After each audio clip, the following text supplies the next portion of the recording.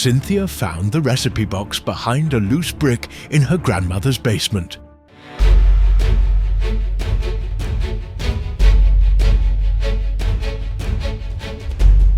Three days after the final eviction notice arrived. The cardboard was soft with age, its corners crumbling, but the handwritten cards inside remained crisp, as if time had stepped around them.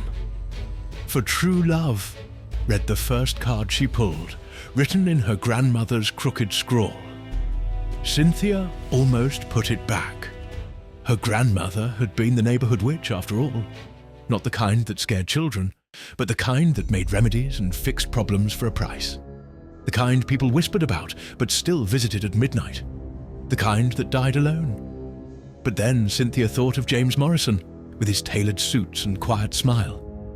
He came to the diner every Tuesday, leaving $100 tips that kept her lights on. She thought of his kind eyes, and how they never really saw her, just another waitress in a cheap uniform. She thought of the eviction notice. The recipe called for simple things. Rose petals, honey, her own tears. But the last ingredient made her pause. 3 drops of blood from a broken heart. Warning, her grandmother's handwriting grew darker here. Love forced is love cursed. The heart's blood feeds what comes after. Cynthia pricked her finger anyway. The next Tuesday, she served James Morrison his coffee, with 3 drops of red-tinged love stirred in. He looked up, really looked at her for the first time. They were married within a month. Cynthia got everything she wanted.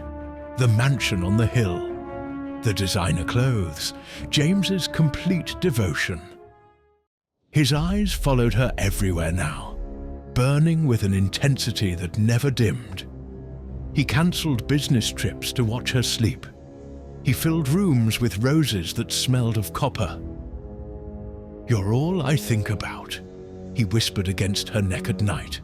"You're everything. You're inside my head. You're inside my blood."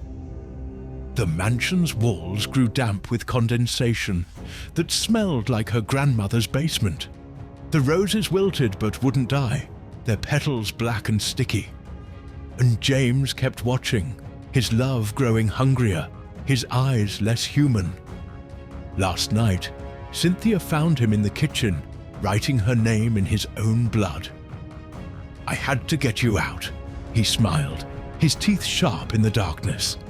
"You were too deep inside, but now you'll be part of me forever." Cynthia ran to her grandmother's basement, to the recipe box, searching for an antidote. Behind the loose brick, she found one last card she'd missed before. "My dearest Cynthia," it read, "by now you know. Love potions don't create love. They open doors, and things that walk through doors get hungry.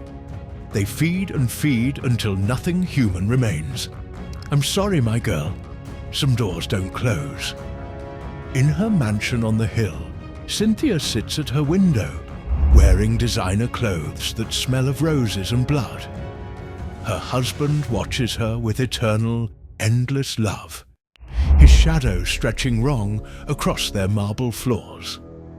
And somewhere, in a basement across town, behind a loose brick, a recipe box waits for the next broken heart to come looking for love.